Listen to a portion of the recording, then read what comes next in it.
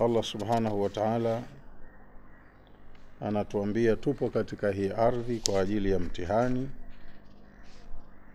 na mtihani mtu huwa hajipangii mwenyewe. Mtahini ndiye anayetoa maswali, akaamua nimpe mtihani gani kiumbe wangu. Ma asaba min musibatin,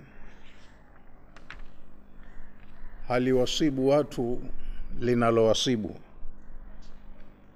illa biidhnillahi, isipokuwa hilo hutokea kwa idhni ya Allah.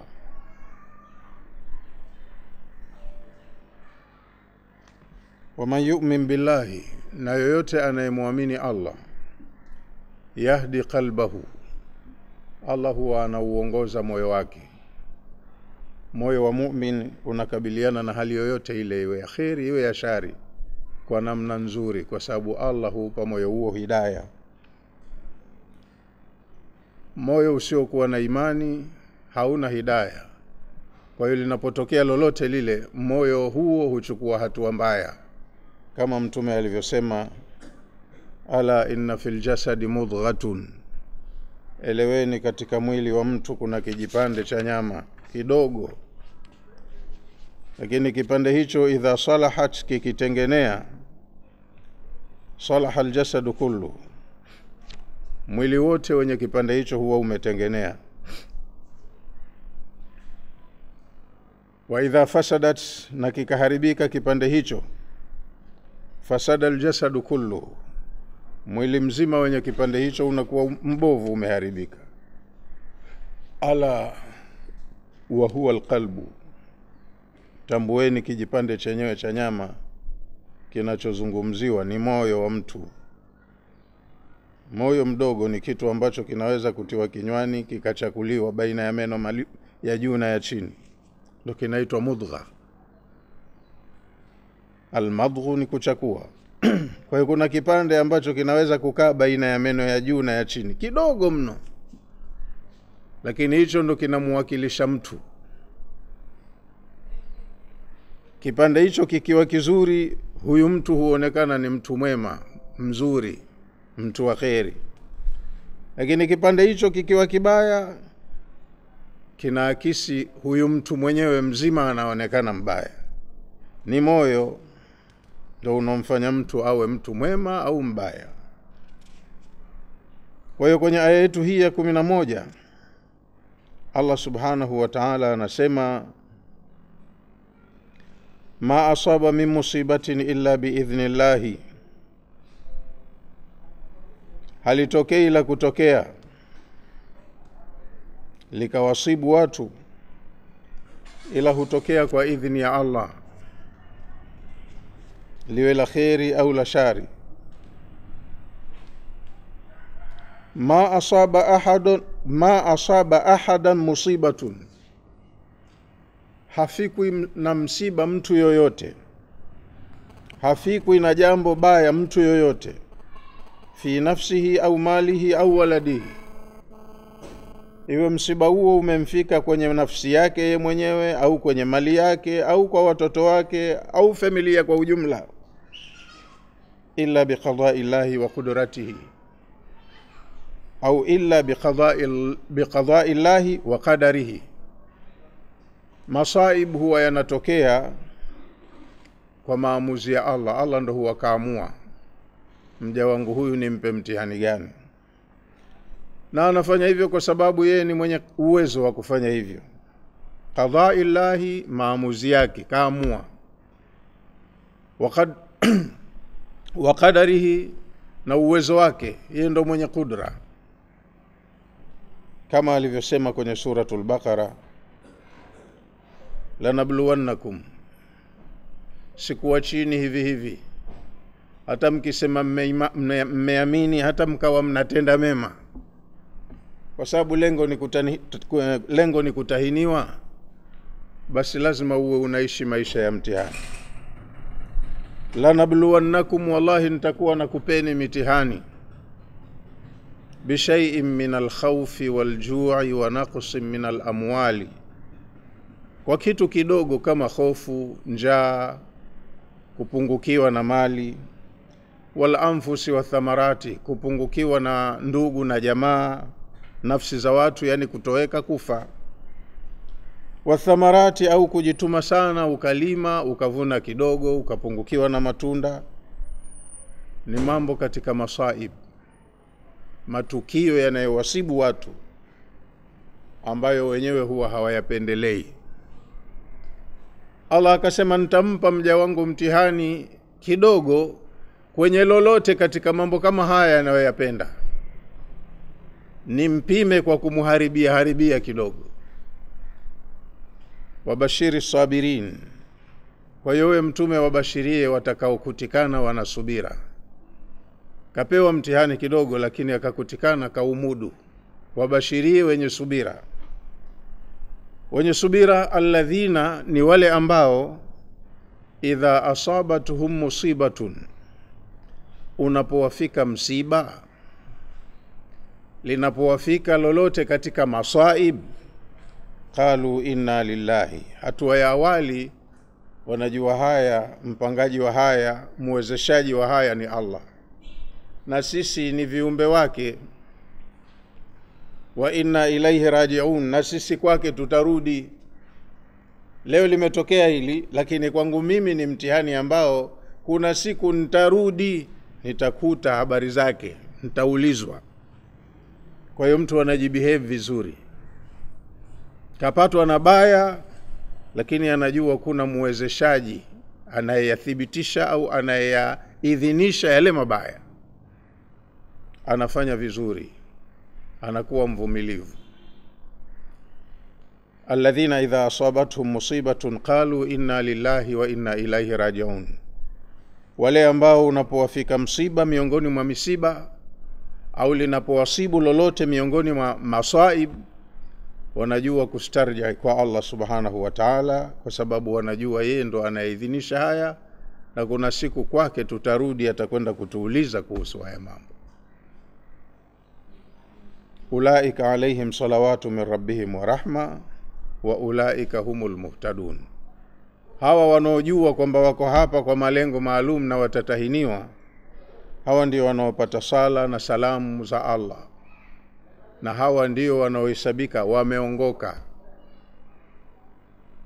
Mwingine likimfika hilo baya, inakuwa ndo chanzo cha kuingia kwenye pori la ukafiri, akashirikisha, akatengeneza makosa zaidi.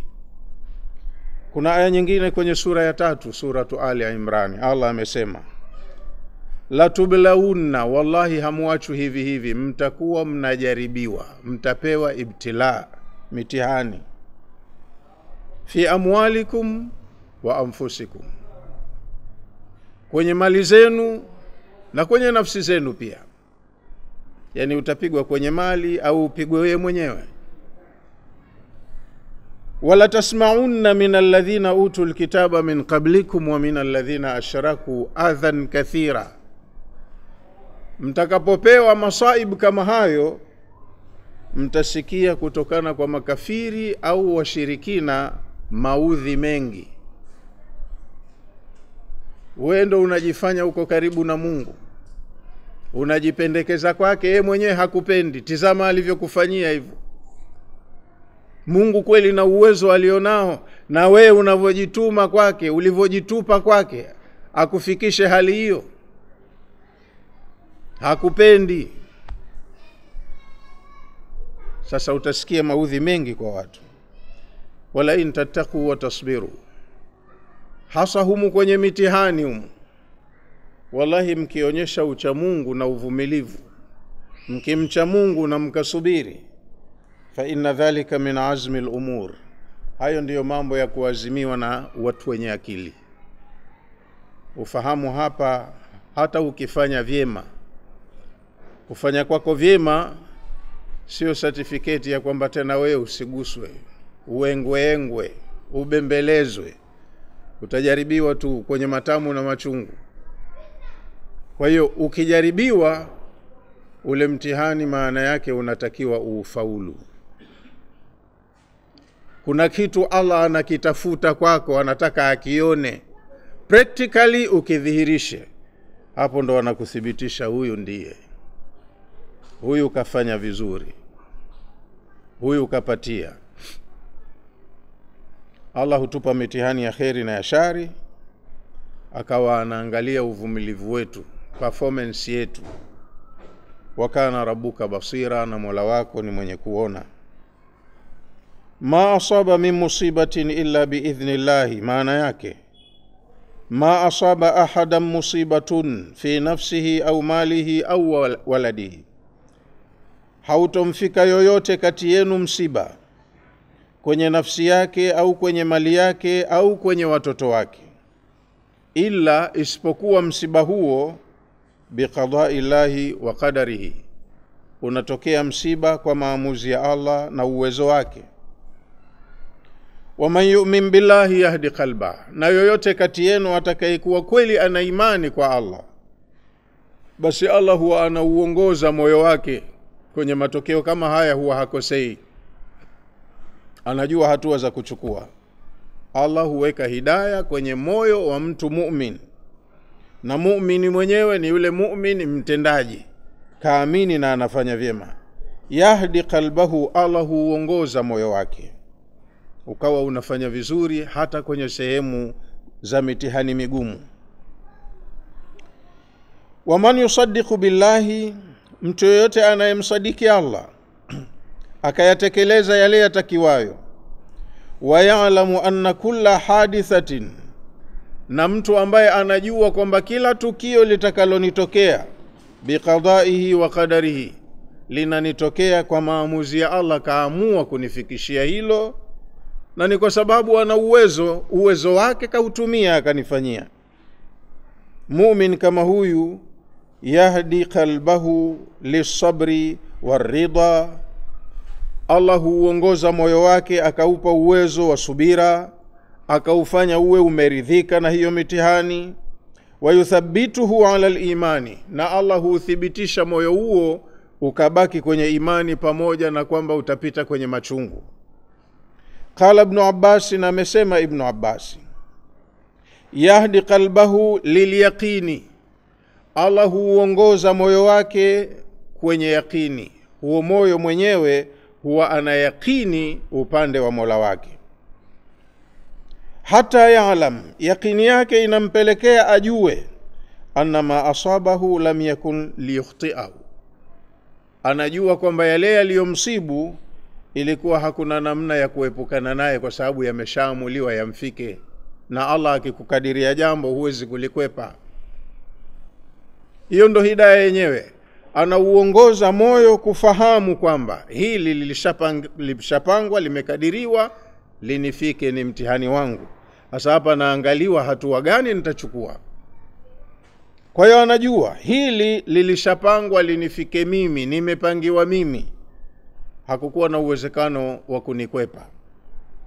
Wama akhtaahu, na jambo alilokuwa anapupanalo, analihangaikia, kajituma kulitafuta, akalikosa, kagharimika pengine, lakini hakufanikiwa kwenye alichokigharimikia. Anajua muumini huyu, kwa sababu hupewa hidayah kwenye moyo wake, hicho ambacho kajituma kukitafuta hakukipata, lam yakul liyusibahu, hicho kilikuwa hakistahiki kimfike, ndo maana hakikumfika, sababu mambo yote shaandikwa.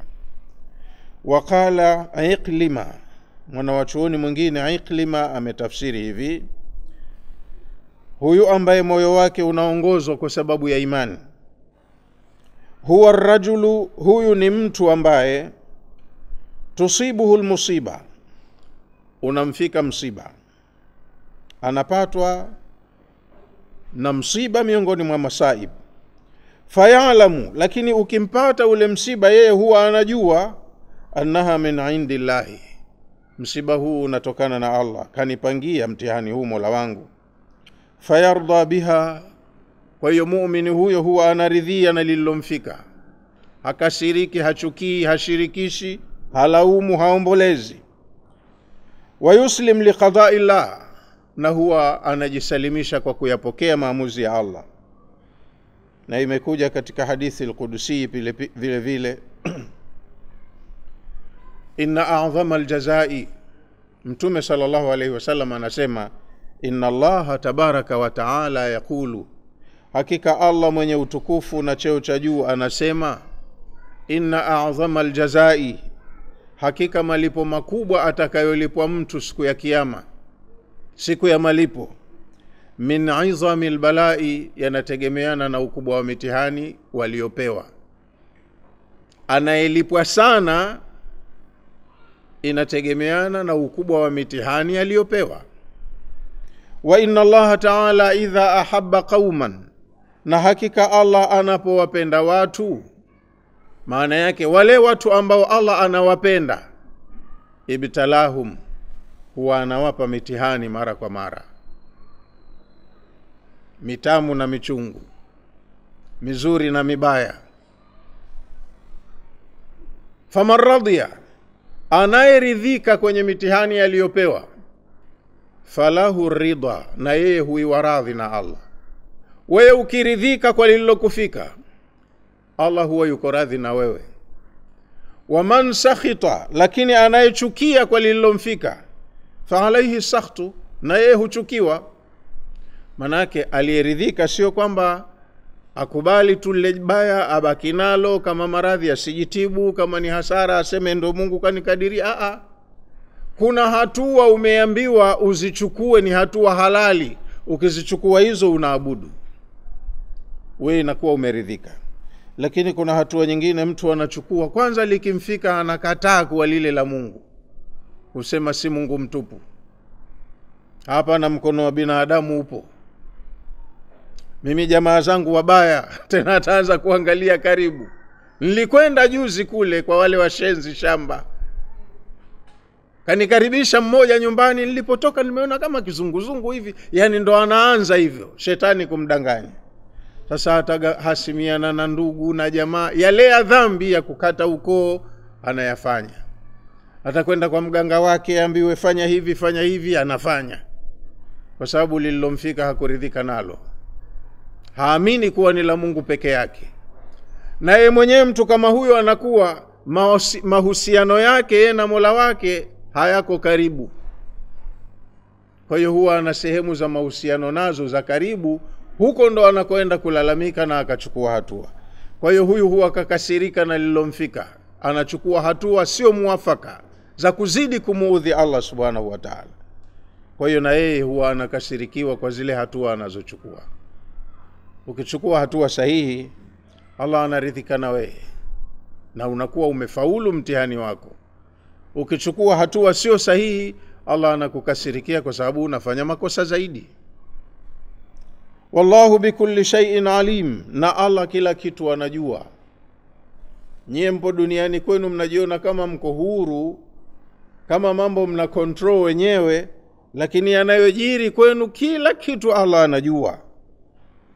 Kwa hiyo muumini anatakiwa afahamu hivyo. Ma asaba min musibatin, haufiki msiba wowote kwa mtu, illa biidhnillahi, isipokuwa unafika kwa idhni ya Allah. Allah ka authorize hilo jambo limfike mja wake fulani. Wa man yu'min billahi, na yoyote anayemuamini Allah, yahdi qalbahu, Allah huwa anauongoza moyo wake ubakie katika sawab, afanye vizuri. Wallahu bikulli shay'in alim, na Allah kila kitu anajua. Huwa ta'ala alimun bikulli al-ashiya'i, Allah mtukufu anajua mambo yote hapa kwenye ulimwengu wenu. La yakhfa alayhi shay'un fil ardi wala fis samaa, hakuna chochote kinachojificha Allah akawa hakijui au hakioni ardhini wala mbinguni. Qala al-Qurtubi, amesema Qurtubi, la yakhfa alayhi taslimu man inqada wa sallama li amrihi, halijifichi jambo lolote kwa Allah kama kujisalimisha kwa yule mtu ambaye katekeleza la wajibu alilowajibishiwa na akakubali kwenye hilo, kwenye maamuzi ya Allah. Yote haya anayajua, huyu kafata utaratibu, kaniheshimu, kanitii. Wala karahatun man karihahu, wala halijifichi jambo la chuki la yule aliyechukia. Aliyeridhia Allah anamjua, na aliyechukia Allah anamjua kwenye mtihani aliyompa. Nampa mtihani wangu mja wangu huyu, nimtizame uvumilivu wake. Kwa hiyo aliyeridhika na ule mtihani akafanya vizuri, Allah anamjua, na aliyechukia kwenye ule mtihani akafanya vibaya pia Allah anamjua. Walam yarda biqadaihi, mtu ambaye akawa hajaridhika na maamuzi ya Allah, Allah anamjua. Qurtubi anasema hivyo, la yakhfa alayhi, hakijifichi kwa Allah chochote, taslimu man inqada wa sallama li amrihi, kama kule kujisalimisha kwa kukubali na kutii kwa mtu aliyekubali mtihani uliomfika na kwamba hili jambo limetokana na Allah. Allah anamjua mja kama huyo. Wala karahata man karihahu, wala haijifichi karaha ya mtu aliyechukia, kapewa mtihani kachukia. Allah pia anamjua, huyu mja wangu kachukia, ananishtaki kwa viumbe wangu, ananilaumu, ananitukana, anafanya hivi. Walam yarda biqadaihi, tena pamoja na kuchukia mtihani aliyopewa hajaridhika. Allah anamjua mja wake ambaye kapewa mtihani alafu hakuridhika na alichofanyiwa. Sasa wewe huko umefanywa kitu na aliyekufanyia ana power juu yako, alafu hujaridhika. Sasa kama hujaridhika utamfanya nini? Unapata hasira zake. Wewe ukikasirika na yeye anakukasirikia tu. Pia kuna hadithi al-Qudsi vile vile mtume amesema, yaqulu Allahu azza wa jalla, amesema Allah mwenye nguvu na utukufu, ana inda dhanni abdi bi, mimi siku zote nimejiweka mbele ya dhanna ya mja wangu kwangu. Waja wangu nimewaacha huru, nimewapa khiari na wafanyia mitihani. Mimi ninaendana na zile dhana zao kwangu, nimejiweka vile watakavyonidhania. Wa ana ma'ahu idha dhakarani, na mimi niko pamoja na mja wangu yoyote pale anaponikumbuka. Allah anasema, tuko wengi lakini kwenye nafsi yako ikawa umejiunganisha naye, unamuwaza na yeye anakuwaza vile vile. Kuna amri yake ukaipokea ukaitekeleza, anakufahamu kwamba wewe ni nani na unafanya nini. Lakini kuna amri yake umeigomea, hukupenda na unaitukana, anakufahamu vile vile. Yeye anaangalia wewe moyoni mwako nini kinachojiri, umemwekaje Mola wako hapo moyoni kwako. Ana inda dhanni abdi bi, mimi niko kwenye dhana ya mja wangu kwangu, naangalia anavyonitreat, anavyonipeleka. Wa ana ma'ahu, na mimi niko pamoja naye mja wangu idha dhakarani, pale anaponikumbuka. Idha dhakarani fi nafsihi, mja wangu akinikumbuka kwenye nafsi yake kimoyomoyo, dhakartuhu fi nafsi, na mimi ninamkumbuka kimoyomoyo hivyo hivyo. Wa idha dhakarani fi mala'in, akinitaja mbele ya watukufu wa duniani, dhakartuhu fi mala'in khayran minhu, mimi ninamtaja kwenye vikao vya watukufu bora kuliko hao wa duniani. Hata kwenye ulimwengu wa mbinguni wako viumbe wake ambao wana hadhi kawatukuza. Kwa hiyo wewe ukilitangaza jina la Allah na ukubwa wake na utukufu wake mbele ya watukufu wa duniani, Allah na yeye anakutaja wewe mbele ya watukufu wa mbinguni. Wala in atani yamshi, na wallahi mja wangu akinijia kwa mwendo wa kutembea, la ataituhu harwalatan, mimi namkimbilia. Wewe ukitembea ninamtafuta Mola wangu, natafuta radhi yake, basi yeye bidii yake kukufuata wewe ni kubwa kuliko wewe juhudi yako ya kumfuata yeye. Hiyo ndo aya inasema kwa ufupi, ma asaba min musibatin illa biidhnillah, haumsibu yoyote msiba ila kwa idhni ya Allah. Wa man yu'min billahi yahdi qalbahu, na yoyote anayemuamini Allah basi Allah huwa anauongoza moyo wake. Wallahu bikulli shay'in alim, na Allah kila kitu anajua hapa duniani. Wa atii'u Allah wa atii'u rasula, na enyi watu mtiini Allah na mumtii mtume. Yani atii'u amra Allahi, tekelezeni maagizo ya Allah, wa amra rasulihi, na maagizo ya mtume wake. Fi kulli ma shar'a lakum, kwenye kila alichokupangieni, min al-awamiri wan nawahi, katika maagizo yake na makatazo yake. Likija amrisho lake, ikija amri yake, mnatakiwa mtekeleze. Mjue hii ni amri ya Mola wetu, mtekeleze. Au mtume wake kaagiza jambo, mjue hili ni agizo la mtume wa Mola wetu, mnatakiwa mtekeleze. Au makatazo, kakataza Allah, kakataza mtume, mnatakiwa mkome na mjizuilie. Wa kurira al-amru litaakidi wa libayani anna ta'ata ar-rasuli wajibatun ka ta'ati Allah ta'ala. Limekaririwa hili suala, atiu Allah wa atiu rasula, kama kwenye sura ya 4. Wa atiu Allah wa atiu rasula, mtiini Allah na mtiini mtume. Hapa taa imekaririwa kwa Allah na kwa mtume. Kukariri huko sio kwa bahati mbaya au kuchafua lugha. Anasema Sheikh, kurira al-amru, hii amri ya taa imekaririwa, imerudiwa, litaakidi, kwa ajili ya kutilia mkazo, walibayani anna ta'ata ar-rasuli, na maana yake tunabainishiwa sisi taa ya kumtii mtume wajibatun, ni wajibu, ni lazima, ka ta'ati Allah, kama ilivyo taa ya Allah. Agizo lolote likitoka kwa Allah, nyinyi hamna namna, ni kutekeleza tu. Na agizo lolote likitoka kwa mtume lina uzito ule ule kama kwa Allah, kwa sababu huyu anaitwa mtume kwa sababu katumwa. Anayoagiza sio akili yake, sio rai yake.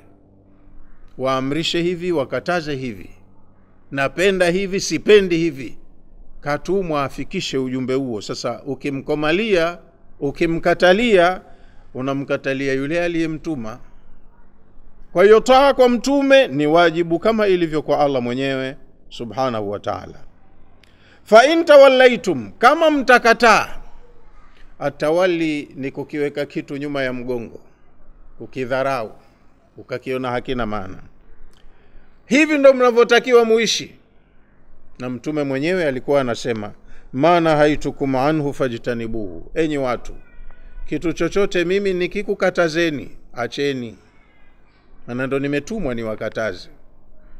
Wama amartukum bihi, na chochote nitakachokuamrisheni, fa'tu minhu mastata'tum, kiendeni katika utekelezaji wake kadiri muwezavyo.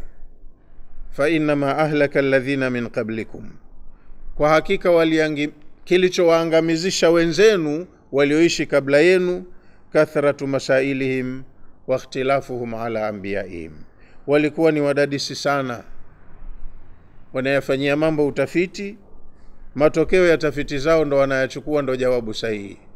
Kwa hiyo wakifata rai zao wanatofautiana na maagizo waliopewa na mitume wao. Sasa mimi nikikukatazeni jambo acheni, nikikuamrisheni jambo tekelezeni. Mkifanya tofauti yatakufikeni yaliyowafika wenzenu kabla yenu. Kwa hiyo taa kwa mtume ni lazima. Fa in tawallaitum, mukikataa. Sasa limekuja agizo kwa mtume, mkasema huyu mtu kama mimi bwana, kama yeye anajifanya ana akili na mimi nina akili kuliko yeye, tena mimi nimesoma yeye hakusoma, hivi na hivi na hivi. Mkikataa maagizo ya mtume, fa inma ala rasulina albalaghul mubin, eleweni jukumu pekee la mtume wetu ni kufikisha tu tulichomtuma. Na sisi tuna monitor huku, tumemtuma hichi kafikisha, lakini kimepokelewa negatively, hasara itakuwa ni yenu wenyewe. Fa in tawallaitum, mkikataa kumtii mtume, fa inma ala rasulina albalaghul mubin, eleweni jukumu la huyu mtume wetu ni kufikisha tu kwa wazi kama tulivyomtuma. Akishafikisha kazi yake imekwisha. Sisi tunadili na nyinyi, mmepokeaje mlichofikishiwa? Yani fa in a'radtum, kama mtapanyongo, mtageuka, mtakataa an ijabati rasuli, kumuitikia mtume kwenye alichokuelekezeni. Fa in a'radtum, kama mtakataa an ijabati rasuli, kumuitikia mtume, fima da'akum ilayhi, kwenye alichokulinganieni, min alhidayah, katika muongozo tuliompa, wal imani, katika imani tuliolazimisha muamini. Mkikataa, falaisa alaihi dararun, yeye mtume wenu hatodhurika na chochote kwa kukataa kwenu, kwa sababu hatutomuadhibu, hatutomhoji kwa nini hawakuelewa wengine. Kama ni hoja, kwa nini hukufikisha tulichokutuma, ili ndo wanaulizwa.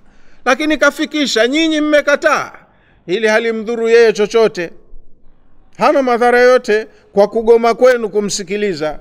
Innama dararu dhalika alaikum, dhara ya kutokumsikiliza inarudi kwenu wenyewe. Alikataza mtume wenu jambo fulani, nyinyi mmelipenda, mmefanya, madhara yanarudi kwenu wenyewe.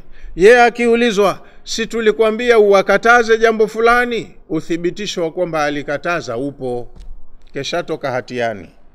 Hasa nyinyi kwa nini mmefanya? Nyinyi hamkukatazwa jambo hili. Jawabu mtaipata wapi? Mtaipata tu kwa sababu kilichowapelekea mfanye jambo mmekatazwa ni kitu gani, kitaeleweka. Madhara yatakuja kwenu wenyewe mkimgomea. Idh, kwa sababu laisa ala rasuli illa tabligh risala, jukumu pekee la mtume si zaidi ya kufikisha ujumbe aliotumwa. Waqad adda ma alaihi, na kwa hakika mtume wenu katekeleza wajibu wake, alichotumwa kafanya. Wallahu yantaqimu mimman asahu wa khalafa amrahu, Allah atakwenda kulipiza kwa kila aliyemuasi mtume wake na akenda kinyume na maagizo aliyopewa. Kila aliyemuasi mtume na akenda kinyume na maagizo ya mtume, Allah atamlipizia siku ya kukutana naye. Allahu la ilaha illa huwa, Allah hakuna mola wa kuabudiwa kwa haki ila yeye katika ulimwengu huu. Allahu jalla wa ala, Allah mwenye utukufu na cheo cha juu. La maabudun siwahu, hapana mola mwingine wa kuabudiwa zaidi yake. Wala khaliqun ghairuhu, wala hapana anayeumba zaidi ya Allah. Vyote mnavyoviona ni viumbe, muumbaji ni yeye peke yake. Alaihi al-i'timadu wa ilaihi al-marji'u wal ma'ab, wote kama viumbe mnatakiwa mumtegemee yeye, na mkiondoka hapa kwake yeye ndio marejeo yenu na ndio mafikio yenu ya kituo chenu cha mwisho. Kwa hiyo lazima muwe na maandalizi na siku ya kukutana naye. Wa ala Allahi falyatawakkalul mu'minun, na kwa Allah wanapaswa wategemee waumini. Waumini wote wanapaswa wamtegemee Allah, wasitegemee chenginecho. Wa ala Allahi, na kwa Allah, falyatawakkalul mu'minun, na wategemee basi waumini. Yani fa alayhi wahduhu, kwake Allah peke yake. Tawakkalu ayyuhal mu'minun, tegemeeni kwake Mola wenu enyi waumini. Fi jamii umurikum, kwenye mambo yenu yote mumtegemee Allah. Qala Sawi, amesema mwanawachuoni Sawi, wa huwa tahridun wa hathun linnabii sallallahu alayhi wasallama ala tawakkuli ala Allah. Maagizo haya ni msisitizo, ni himizo, anahimizwa mtume sallallahu alayhi wasallam asimamie suala la kutegemewa Allah subhanahu wa ta'ala. Yeye mwenyewe awe mfano na watu wawe wanamuiga mtume jinsi ya kutegemea kwa Allah. Waliltijau ilaihi, na watu wajielekeze kwake kwenye mambo yote, wajielekeze kwa Mola wao. Wa fihi ta'limun lil umma, kwenye aya hii kuna elimu, unaelimishwa umma, dhalika, uwe na tabia hiyo. Kama ni waumini, waishi wakiwa na maelewano na mahusiano mazuri na Mola wao aliyeumba, wamtegemee, wampende, wamheshimu, wamtii. Bi an yaltajiu ila Allahi, umma unatakiwa utegemee, yani ujielekeze kwa Allah. Wayathiqu binasrihi wa ta'yidihi, na wawe wana imani ya kupata nusra kwa Allah na msaada wake. Wategemee msaada na nusra kwa Allah, wasitegemee msaada na nusra kwa mwingineo asiyekuwa Allah. Ndio maana ya maneno hayo. Allahu la ilaha illa huwa wa ala Allahi falyatawakkalul mu'minun. Allah ndiye pekee anayestahili kuabudiwa kwa haki, hakuna zaidi yake katika ulimwengu huu, na waumini wote wanatakiwa wamtegemee Allah subhanahu wa ta'ala.